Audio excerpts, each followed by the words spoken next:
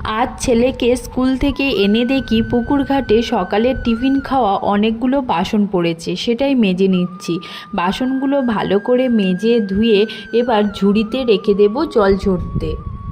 এখন শাশুড়ি মা যেহেতু বাজারে, তাই মাছটা কিনে পাঠিয়ে দিয়েছে। মাছগুলো নিয়ে চলে যাব পুকুরে ভালো করে ধুয়ে নিতে। মাছ ধোয়া হয়ে গেলে নিয়ে চলে এলাম রান্না করতে। আগে ভালোভাবে নুন মিশিয়ে রেখে দিলাম। এবার আনাজগুলো কাটতে বসেছি, রান্না বসাবো বলে ঝোলের আলু আর চিচিঙ্গা কেটে নিচ্ছি।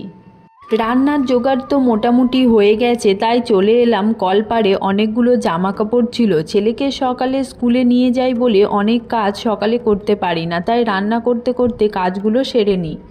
প্রতিদিনই 2-3 বার করে জামা কাপড় পরে, তো আমি একটু শাশুড়ি মা যে যখন যেমনটা পারি সেরকমভাবেই কেচে নিই। তো জামা কাপড়গুলো ধুয়ে চলে এলাম এবার মাছ ভাজতে। যেদিন খুব লেট হয় সেদিন এভাবেই কাজ সারি আর সাথে রান্নাও করি। এদিকে মাছ ভাজতে ভাজতে জামা কাপড়গুলো এসে তাড়াতাড়ি করে মেলে দিচ্ছি। এদিকে আমার রান্না বান্না সব মোটামুটি হয়ে গেছে।